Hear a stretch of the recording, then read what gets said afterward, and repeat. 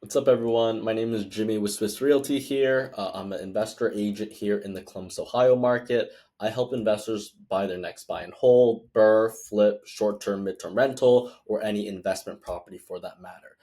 So in today's video, what we're going to go over is basically how to properly, or in this way, correctly analyze a flip. So a lot of people and a lot of investor clients that I've worked with in the past, they thought that when it comes to flipping a house, the only numbers that they have to pay attention to is what you see on the screen right here. They think that it's just ARV. So in this case, ARV stands for after repair value. So after you finish renovating the property, what is it actually worth? So they think it's just ARV minus the renovation costs, and then that is the profit of the flip. However, it's much more in depth than that. So my question to you is that the only equation you have to pay attention to when it comes to flipping a house, or are there actually more numbers that we have to pay attention to? So what I will let you know as an investor agent and someone who's done flips, and I've worked with tons of clients who have done successful flips as well too, is that you have to pay attention to so many more numbers than just these. So again, no, this is not true. It is not just ARV minus renovation equals profit of the flip. So what you have to pay attention to and what you have to factor in when it comes to selling your flip is your agent commissions, your holding costs, and your utilities, staging costs, lender fees, refinance fees. All these things cost money, and you have to be making sure that you are adding all these numbers to your deal analysis. Because again, if you're forgetting some of these numbers potentially, this could make or break your deal essentially when it comes to flipping. So what we're going to do now is we are going to go to an example flip, okay? So we're going to go to an example flip, and we're going to go over a deal analysis in real time. So this is one of the flips that one of my clients has done in the past, and we're going to go and use this as an example. So what we're looking at is basically they saw this house worth 140K. They put in $90,000 worth of renovation, and based on the ARV, it should be after the renovation worth $295,000. So pretty much they're all in this situation is $230,000, and again their ARV is $295,000. If you were to use the previous equation that I mentioned earlier, where it's the ARV minus the renovation equals profit of the flip, from this really quick math, you would be like, wow, okay, this is going to make $65,000 instantly. That's an amazing deal, you know? So that's what a beginner would say. However, again, we're going to do it the right way, and I'm going to kind of show you how it's done. So first thing to know is with this transaction, this is with a hard money loan. Okay, so with a hard money loan, it's not cash. So because of that, number one, you're going to have to pay a very high interest rate. Typically, hard money loans, you're looking at double-digit interest rates, and on top of that, you're going to have to pay some pretty big lender fees as well too. Because again, these hard money loans, they don't come cheap, and on top of that as well too. Hard money loans, yes, they will finance both the purchase and the renovation, but also you will still have to bring in a portion of the entire purchase plus renovation as well too. So in this example, the hard money loans max loan. So the max loan amount they're providing for the client is 90% LTC. So what that means is they are providing 90% of both the offer or the purchase price plus the renovation. They are providing 90% of that amount, and then they're making the buyer client in the situation come up with the rest of the amount as part of the closing costs, or the cash to close. I mean, okay. So then, and on top of that too, for this amount, for $207,000 for the loan amount, they are also charging $4,000 in lender fees, and on top of that, their monthly mortgage payment in this situation is $1,725.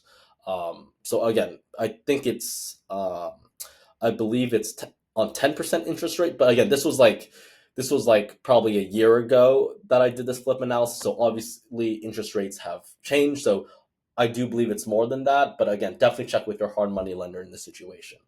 So with that being said, so the client in this situation, they are for their holding costs, they are budgeting for a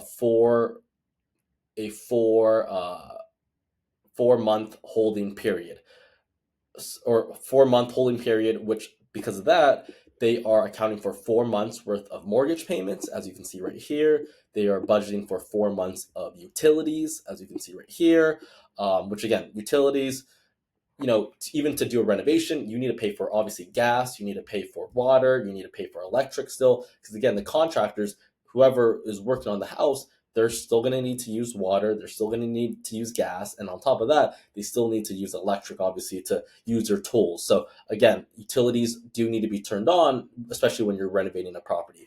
And on top of that too, you need home insurance. So worst case, something happens to the house, you need to make sure that the house is insured. And on top of that, you don't go with the normal landlord policy in this situation. If you're renovating a property and it's a big renovation, you'll want to go with the builder risk policy. And then with that being said, afterwards, so obviously, agent commissions, something that will need to be accounted for. Typically, standard is 6% for obviously the buyer and the seller agent in this situation. And then also, you're going to want to account for closing costs. Typically, just to be super safe, I use 2% of the purchase price when it comes to closing costs as well too. Yes, 2% for closing costs. Again, it's probably more like 1.5%, but again, I typically just use 2% for the closing costs, just to be extra conservative. Okay. And then aside from that, staging, I don't believe that they went with staging. And then miscellaneous, 3%. I actually forget what the miscellaneous was. So let's take that off for now. Okay. All right.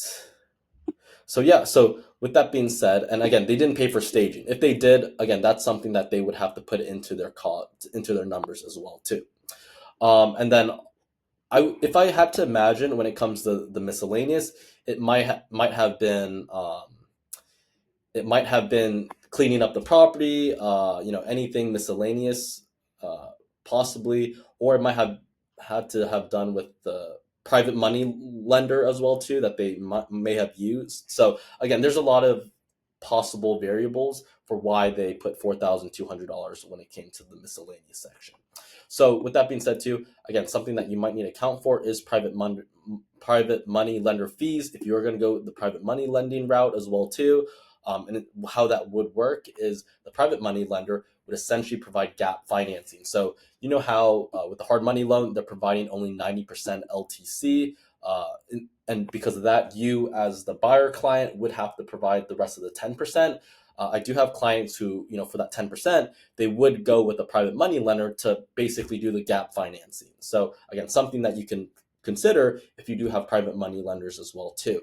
So then just to recap off real quick. So the ARV, again, $295, purchase price was $140, renovation was $80,000 in this situation. Or actually $90,000. Okay, yep, $90,000. Holding costs, as you can see right here, is for four months of holding costs is $12,180, and the closing costs, which again accounts for agent fees, agent commissions, and normal closing costs. There's no staging being used, whatever, but some miscellaneous costs as well too. Looking at $27,800, and then the actual estimated net profit would be $25,020 in this situation. And then the total capital needed to close on this deal is $41,080. So just to recap off real quick, again, if you were someone who was just starting out with like flips, you could really quickly look at this deal and be like, okay, this person, their all-in is $230,000. Their ARV is $295,000. They're instantly making $65,000. This is an incredible deal. But actually, if you really look into the numbers and you really hone down on them, you'll actually see that they're actually netting only $25,000 if everything goes right as well too. Again, if it takes an extra month, another 2 months, or the renovation budget is more than expected, this number can go down very, very quickly. So again, just to let you know, this is the best case scenario. Again, definitely always, especially when you're flipping a property, you always want to have a contingency in place. You want to have reserve. So if anything does happen, you're not completely screwed. You want to make sure that you have enough of a margin. So again, if anything unforeseen happens in your flip, that you're still going to be okay and still coming out on the green. Okay. So again, something very important to keep in mind of. But aside from that, that is pretty much the video. Wants to just really go over a really quick flip analysis and how the numbers actually look, and let you know that, hey, it's not as simple as it looks. Okay. So with that being said, that's pretty much the video. Thank you so much for taking time to watch this video. Again, just to recap, my name is Jimmy Liu. I work with Swiss Realty here in Columbus, Ohio. I am an investor agent here. I help investors find their next buy and hold, BRRRR, flip, or even short-term, midterm rental, or any investment property here in Columbus. So again, if you're looking for investment properties, definitely hit me up. Let's work together. But aside from that, thank you so much for taking time to watch the video. And if you have any questions or anything comes up, definitely feel free to reach out, and I'm always more than happy to help. But thank you so much, guys. Really appreciate it.